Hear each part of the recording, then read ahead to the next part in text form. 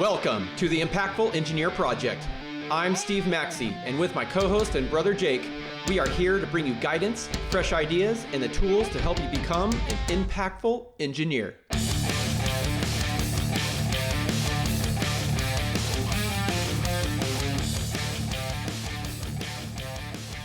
Most engineers don't fail because they lack technical skill. They fail because they never learn how to lead, communicate, and take ownership.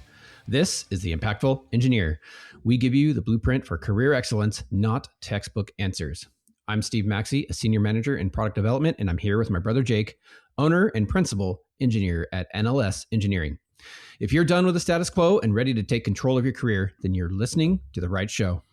Hello, Jacob. What's up, dude? How are you today? Good. It's good to see you, man. Yeah, it's such a nice Sunday down here in Texas. It's really? Like decent temperatures and like sun's out, no tornadoes. It's great. Nice. It's all dreary here. Oh, bummer. But it doesn't get real good until, you're halfway through June. Yeah. Everybody gets disappointed every time about Memorial Day weekend. They're all like super excited to get a jump on never working and taking all the vacations in the summer. Mm-hmm. And they start too early every year. This is per local. They're like, they always get so disappointed. It's like, it's been cold and dreary for every Memorial Day forever. And I've lived here forever. So I'm like, that's funny. Yeah. So I just scratch it off until middle of June, guys. If you're going to go to Cape Cod or something like that, just set your expectations really low. Yeah. And that's why we're not coming out to visit until middle of June. That's right. Because then it might be a little warm. I know. Yeah. But it'll probably just be raining. So you look forward to that. Yeah. That's all right. That's how it goes. All right. All right, man. I want to talk today about, I'll just get into it because I don't want to summarize it and then have it be weird. Yeah, just riff on it, man. Yeah, I've found in my career, the last 15 years, it's like, and well before that too, it just, now my eyes are open to the fact, looking back, right? So just all this stress we can put on ourselves from running into other people with our preferences, bumping into their preferences. And so what I mean by that is we all have our own set of how we see the world, right? And how we want other people to act and how we prefer things to go. And think about your best day ever. And you're like, man, it's just such a great day. And everybody was agreeing. And there was just nothing, nobody was a downer that day. No one was a fun killer. We just had this great time. And you probably, if you dissect it, you ran into a lot of people that have the same preferences as you, or know you very well and know how to handle your preferences and you theirs, right? So you can have a really good day just based on that fact. But if you ran into people you don't know and then had an argument, or they don't like what you're doing because they prefer something else, then the day was worse than that. How does this apply to your career? When you're an employee within a company, you will never have complete alignment. So that best amazing day is going to be very rare. And so if you allow yourself to have to seek to manage other people's preferences to match your own so that you can have a good day, you're going to have a lot of really fucking bad days all strung in a row, or at least not optimal days, or at least things getting in your way.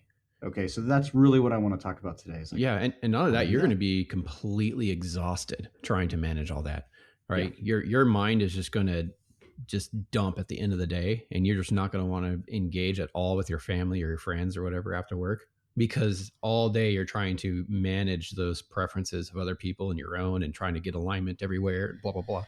We just have to be okay having different preferences. Yeah. And it will destroy and guess what you're not doing while you're doing that? You're not getting the outcome that you want out of your career. So yeah. And I would love to tie this to something that so many people in this country see every day, and the same exact topic is in politics, right?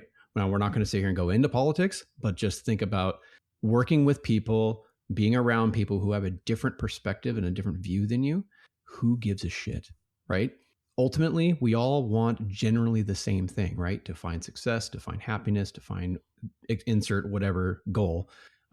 We have different ways that we prefer to get there, but we can all align on what the outcome ultimately can be, right? And so lately, people are just so attached to their preferences and are unwilling to just let other people have their own preferences as well, that it causes a lot of friction and just emotional and psychological overload, that people just go crazy. Yeah. And I think that applies in politics. It applies in work. It applies in just like so many different things. Yeah. Why did we grow up, Steve, hearing leave your baggage at the door when you show up at work?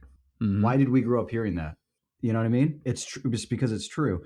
And while there are great things to be said about not doing that and diving into the personal dynamics of relationships at work and like figuring each other out and stuff, there's positives there, and that's not what I'm talking about. And then I'm also not talking about just completely abandoning your beliefs. Oh, absolutely. This is an engineering perspective from an engineer that I think will help people because they can see reality, right, and then work within it to get the desired outcome without spending all that time trying to manage your preferences running into other people's.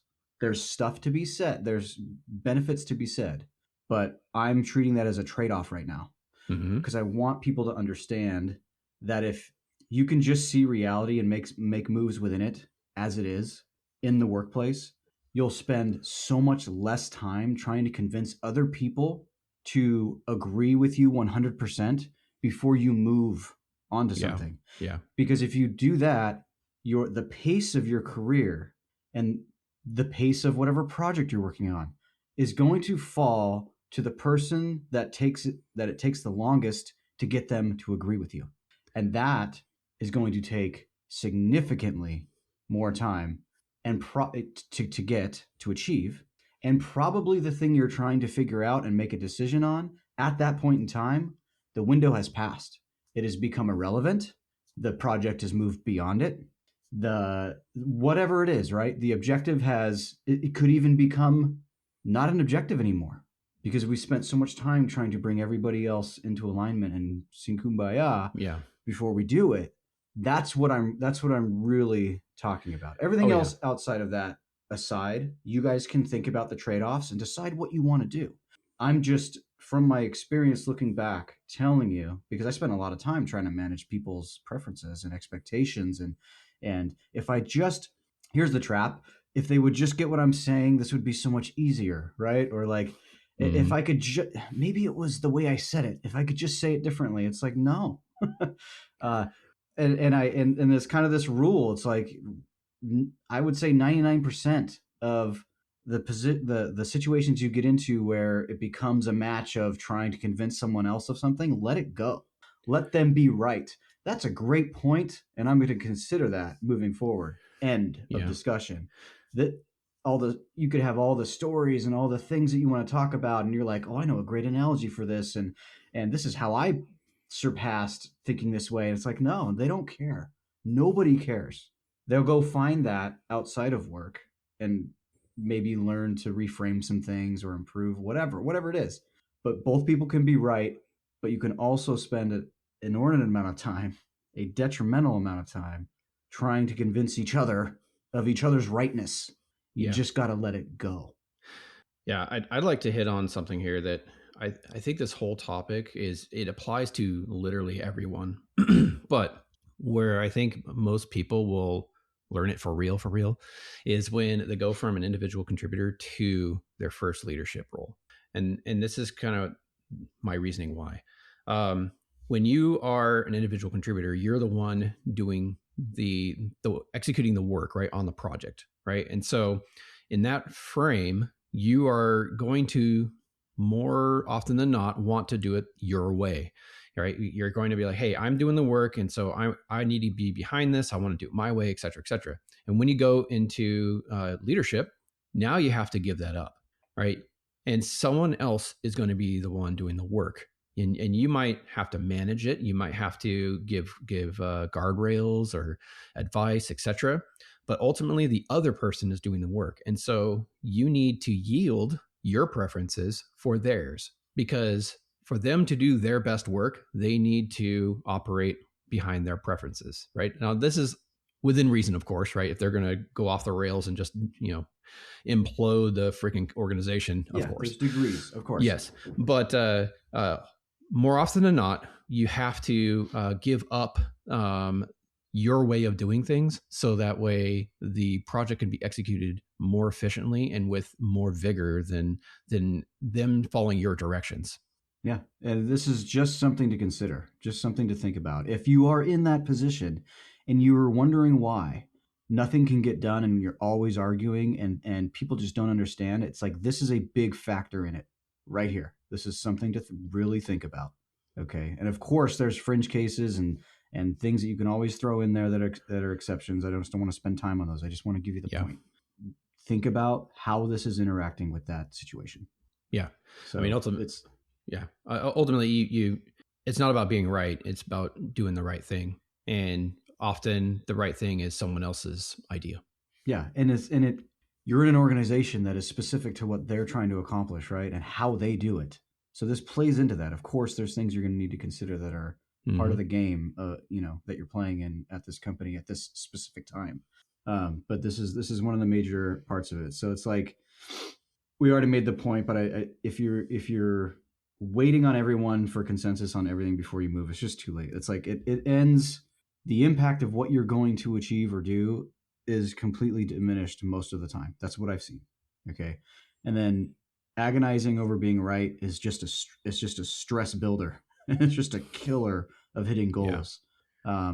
You have a mission. You need to be moving towards it, and having and being right in every instance is not going to add to your success rate. It's just like, I guess that's it. I'm a big fan of reducing the friction as much as possible in any endeavor. It just adds to the success. Yeah. I mean, any last words? Yeah. I mean, really, it's be willing to operate under other people's preferences as long as it doesn't conflict with your moral foundations, right? And that's rarely going to be the case. So try to do what's best for the goal, not what's best for you. Yeah. And that includes just working with the team that you have and the team that you're a part of, and fight like, say you're driving and say you only get to go one direction and you have a headwind. Okay. It's just blowing hard.